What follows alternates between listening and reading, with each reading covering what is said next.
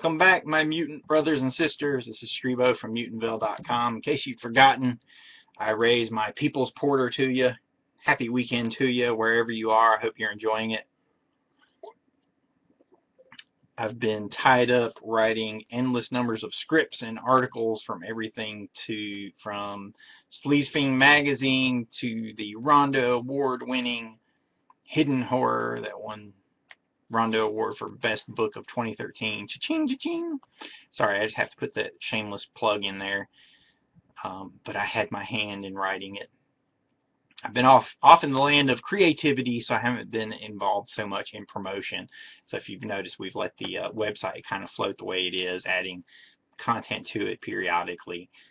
But I thought it was time to come back because something really awesome happened this week. Well, it was both sad, but also, you know, still exciting, because one of my local mom and pop's video stores went out of business. Announced that they were closing their doors. Darn it, I'm looking around for my phone here and I covered it up with one of the DVDs. Announced that they were closing their doors after like 30 years, which is always sad. But the good thing about it is they put all their stuff on sale. I'll show you the picture from my Instagram there. Choice videos. Everything must go on sale, on sale. So I got in there after they had been selling things for a few days, and I still made a pretty sweet score, so I thought I'd share this stack with you.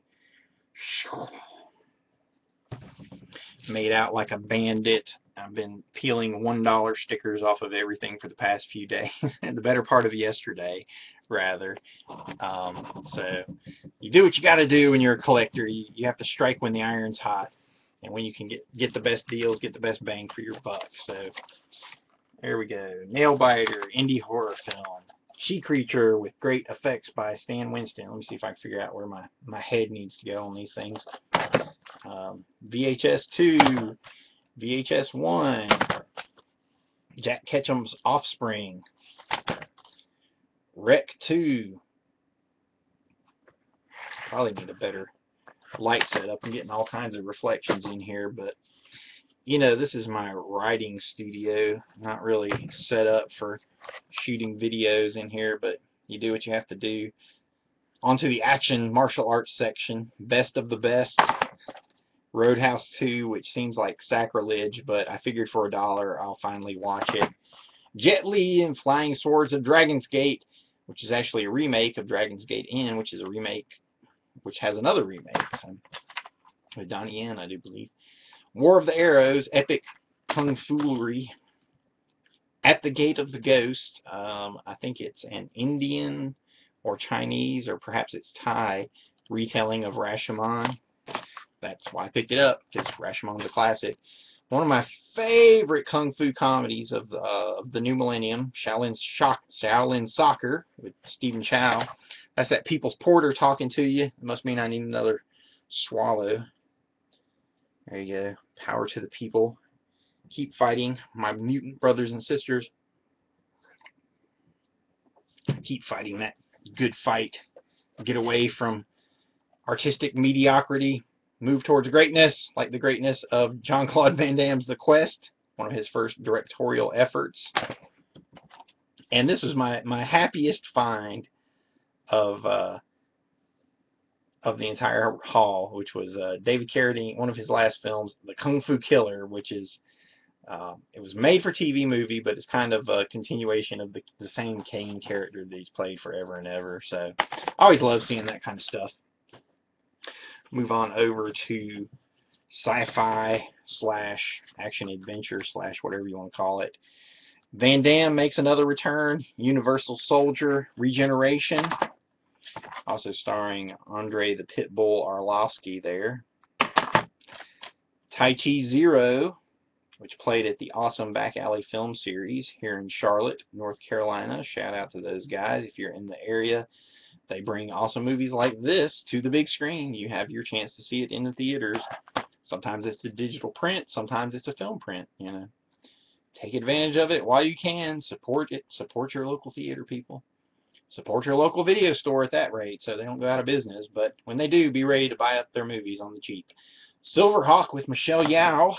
Here's Gordon Chan's The Four. I just read about this recently as like some kind of Chinese version of the X-Men, so it's not necessarily sci-fi. It could be more fantasy, but it's got crazy people with mutant powers and stuff. Highlander Endgame, which I was always a fan of that series, and of course the original Highlander film, so I'll give it a shot. And Highlander The Source, which I've heard is absolutely terrible. Even Adrian Paul himself admitted that nobody seemed to like it, but for $1, what the heck?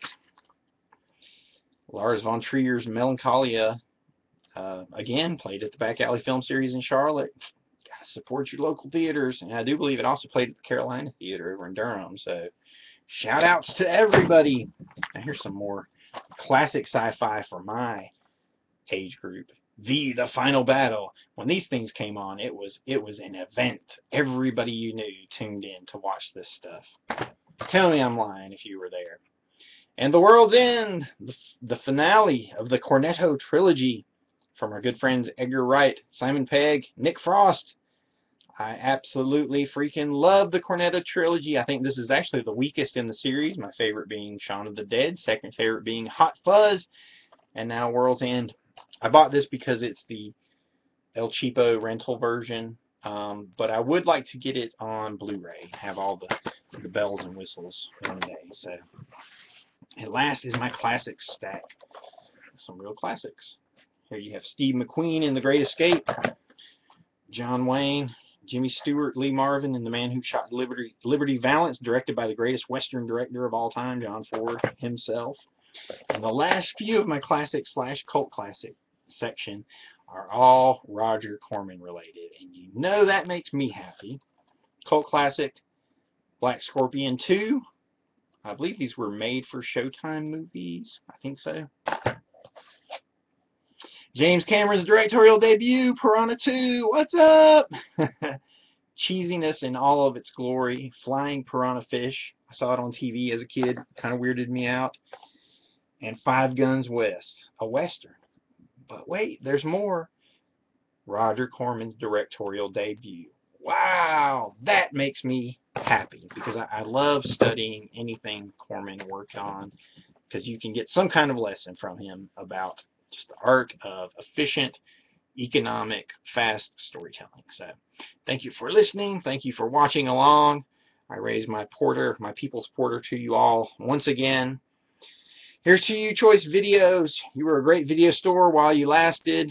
Thank you for these great deals that you have provided me, these bounties from your bosom. But I shall remember the memories and carry the dreams on that your shelves brought me for many years to come. So here's to you. Thank you from Streebo and MVP. Find me at mutantville.com, and hopefully I'll see you at the next one.